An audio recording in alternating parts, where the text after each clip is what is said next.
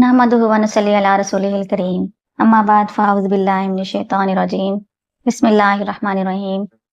मौजूद सामाईन अस्सलाम वालेकुम। आज मैंने आपको रसूलुल्लाह सल्लल्लाहु अलैहि वसल्लम के चचा अबू लहब के बारे में बताना है।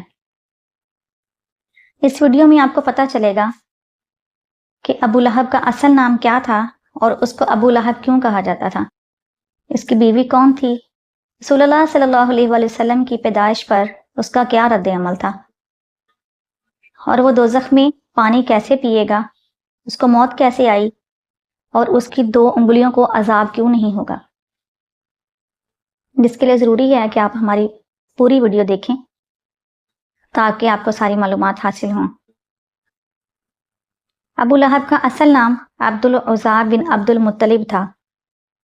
यह रसूलुल्लाह सल्लल्लाहु अलैहि वसल्लम का सगा चचा था।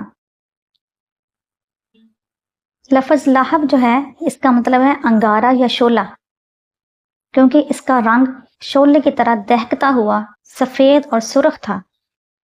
इस वजह से इसको अबू लहब कहा जाता था, यानी कि सुर्ख और सफ़ेद रंग वाला।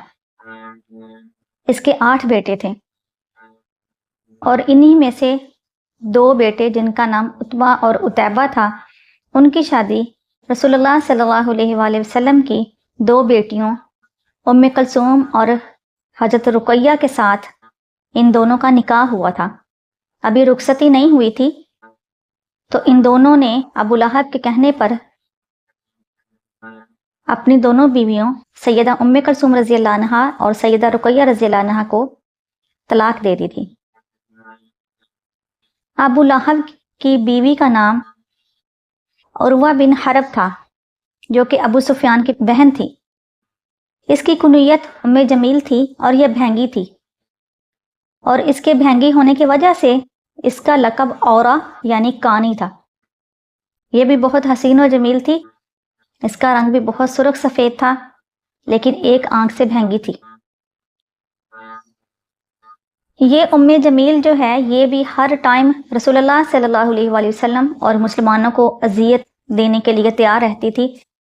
खुद भी तकलीफ़ देती और अबू लहब को भी उभारती और बाकी कुफ़ार को भी बहुत सारे मशवरे देती, जिसकी वजह से मुसलमानों को और रसूलुल्लाह सल्लल्लाहु अलैहि वसल्लम को तकलीफ़ पहुंचाई जाती। अबू लहब की आदात और इसकी बखीली की वजह से हज़रत अब्दुल मुत्तलिब ने अपने विसाल के टाइम रसूल करीम सल्लल्लाहु अलैहि वसल्लम की कफ़ालत की ज़िम्मेदारी अबू लहब की बजाय अबू तालिब को दी थी। रसूल करीम सल्लल्लाहु अलैहि वसल्लम ने जब ला इलाहा इल्लल्लाहु मुहम्मद रसूलुल्लाह की दावत सबको दी है, तो अबू लहब ने रसूल करीम सल्लल्लाहु अलैहि वसल्लम की बहुत ज़्यादा मुखालफत की। पहले तो 3 साल तक छुप कर ही दावत और तबलीग होती रही। फिर अल्लाह ताला ने हुक्म दे दिया व अंदिर अशीरतकल अक़रबीन, कि अपने करीबी रिश्तेदारों को डराइए। जब करीबी रिश्तेदारों को डराना था तो रसूल करीम सल्लल्लाहु अलैहि वसल्लम ने अपने सारे कबीले की दावत की। खाने के बाद उनको तौहीद की तरफ बुलाया,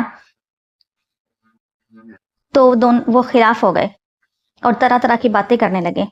और अबू लहब कहने लगा कि एक तुम्हारी वजह से सारा ख़ानदान बदनाम और बर्बाद होगा, और मक्का में कुरैशियों की जितनी इज्जत है माज़अल्लाह वो तुम्हारी वजह से सारी ख़त्म हो जाएगी।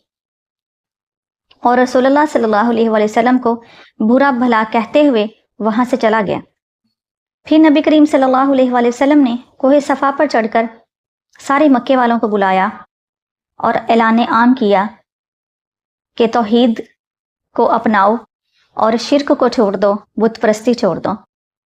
उस वक्त अबू लहब ने अपने दोनों हाथ रसूल करीम सल्लल्लाहु अलैहि वसल्लम के जिस्म मुबारक पर बहुत ज़ोर से मारे, आपको तकलीफ़ देने के लिए, और कहने लगा माज़अल्लाह तेरा नास हो, क्या तूने इसी वजह से यही बात कहने के लिए हमें बुलाया है।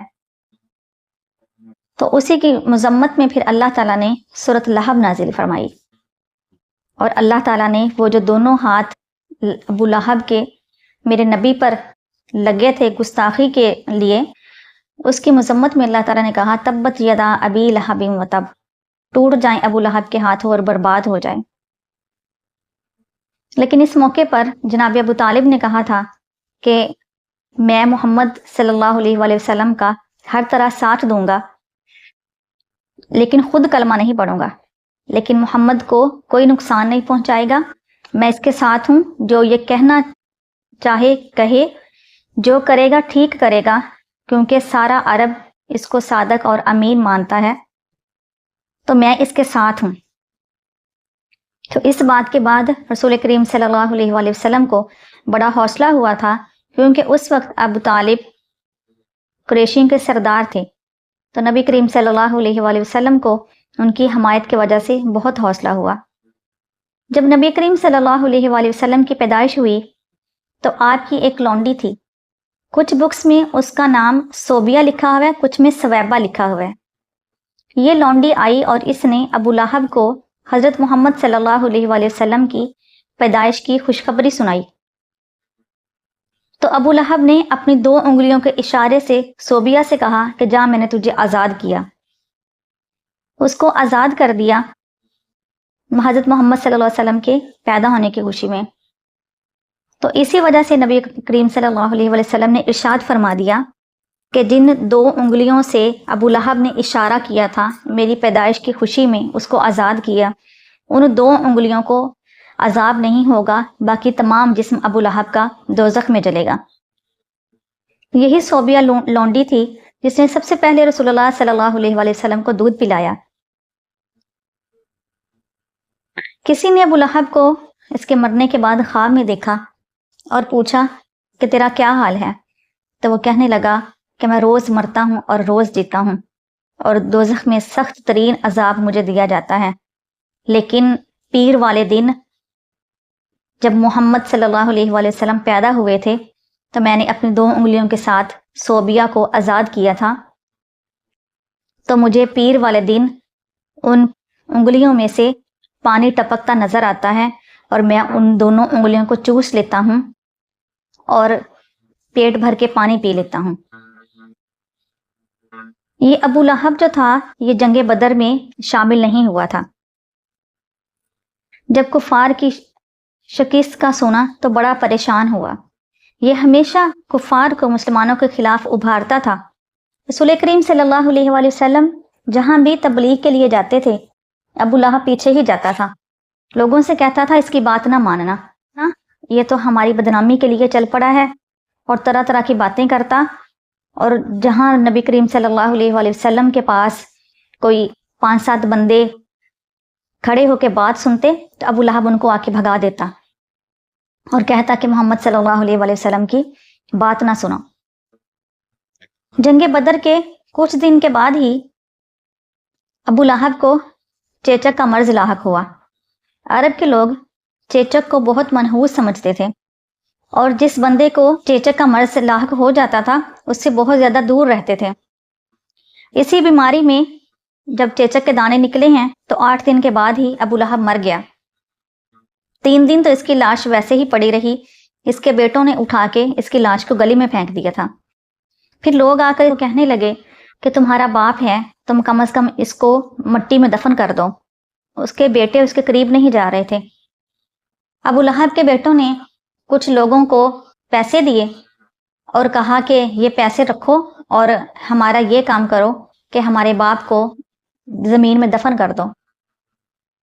تو ان لوگوں نے دور کہیں گڑھا کھودا اور ابو لہب کو ہاتھ نہیں لگایا، بلکہ لکڑیوں کے ساتھ دھکیلتے ہوئے اس کو وہ جو گڑھا کھودا تھا اس کے اندر پھینک دیا، اور دور سے لوگوں نے اس کے اوپر پتھر پھینکے، اور پتھر پھینک پھینک کے اس گڑھے کو پر کر دیا گیا۔ کوئی بندہ قریب جا کے اس کے اوپر مٹی نہیں ڈالی، کیونکہ وہ کہتے تھے اس کو چیچک کی بیماری تھی تو وہ آگے سے آگے کسی کو لگ نہ جائے۔ اللہ تعالیٰ ہمیں معاف فرمائے۔ جو ابو لہب تھا اس کے پاس 3 کلو سونا تھا، مکے کے حسین ترین لوگوں میں اس کا شمار ہوتا تھا، لیکن کیونکہ گستاخ رسول تھا اس لیے اس کو اتنی سخت موت آئی اور اتنی عبرتناک سزائیں ملی۔ جب رسول کریم صلی اللہ علیہ وآلہ وسلم کے بیٹے حضرت ابراہیم نے وصال فرمایا تو ابو لہب بڑا خوش ہوا اور سب کو کہہ رہا تھا کہ محمد صلی اللہ علیہ وآلہ وسلم معاذاللہ ابتر ہو گئے ہیں. محمد ابتر ہو گئے. ابتر کہتے ہیں جس کی نسل نہ چلے، جس کی نسل ختم ہو چکی ہو، کیونکہ رسول کریم صلی اللہ علیہ وآلہ وسلم کے اس وقت دنیا میں یہ آخری ہی بیٹے تھے.